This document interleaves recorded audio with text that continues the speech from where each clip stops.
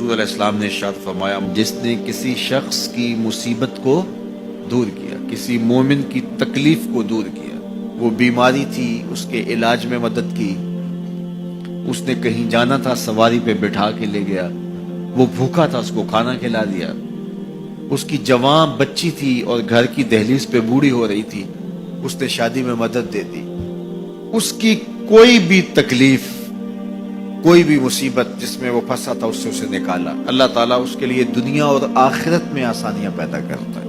اگر آپ یہ چاہیں کہ میری زندگی سہل گزرے تو لوگوں کی زندگیوں کو سوکھا کر دو۔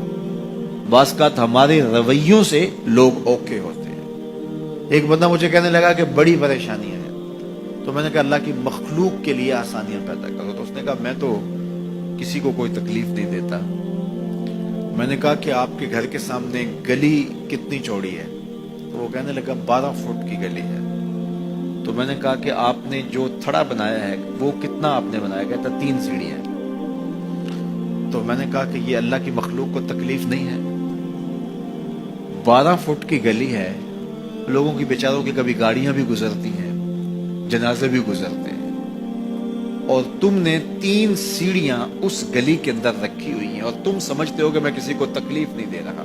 تم لمحہ لمحہ اللہ کی مخلوق کو تکلیف دیتے ہو۔ میں گزرا ایک گلی سے تو اچانک لائٹ چلی گئی تو میرا گھٹنا زور سے ٹکرایا تو زخمی ہوا۔ کتنے دن زخمی نہیں، پرانی بات ہے۔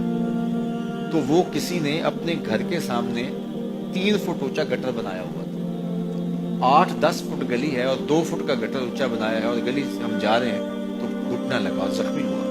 پتہ نہیں کتنوں کے زخمی ہوئے ہوں گے، کئی بیمار گرے ہوں گے، لیکن اس نے اس کو ہٹایا نہیں ہے، اس لیے کہ وہ سمجھتا ہے کہ گلی پر اتنا تو میرا حق ہے۔ ہمارے دین نے تو ہمیں کس قدر آسانیاں سکھائی ہیں، کس قدر سہولتیں ہمارے دین نے ہمیں دی ہیں، اور لوگوں کی جان سوکھی رہے، لوگوں کو تکلیف میں مبتلا نہ ہونے دیں، لوگوں کو اذیت میں مبتلا نہ ہونے دیں۔ میں تو یہ بھی دیکھتا ہوں کہ لوگ 12 فٹ کی گلی ہے اور اس کے اندر دکان ہے تو سامنے اس طرف کا جو ہے وہ موٹر سائیکل کھڑا کر کے تو اندر سے جو ہے وہ کوئی چیز خرید رہے ہوتے ہیں، تو باہر سے کوئی بیچارہ آ کے ہارن دے رہا ہو، اب کھلو جا، کوئی نہیں ٹکالی پہ۔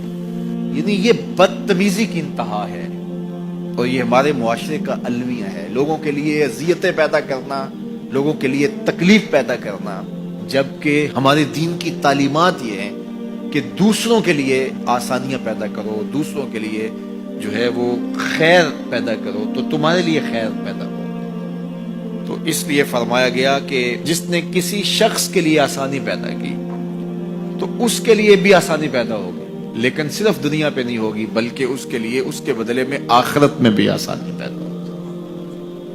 تو یہ اگر ہم مزاجی زندگی بنا لیں تو وقت نہیں لگتا کوئی اس پہ، تو اللہ تعالیٰ جل شانہ آسانیاں پیدا کر دیتا ہے۔ ویسے بھی آپ کسی کی دل جوئی کریں، کسی شخص کی مدد کریں، کسی کے لیے آسانی پیدا کریں محض اللہ کی رضا کے لیے، آپ کے اندر جو طمانینت اترے گی، جو ٹھنڈ پڑے گی، اس کا کوئی جواب ہی نہیں ہے۔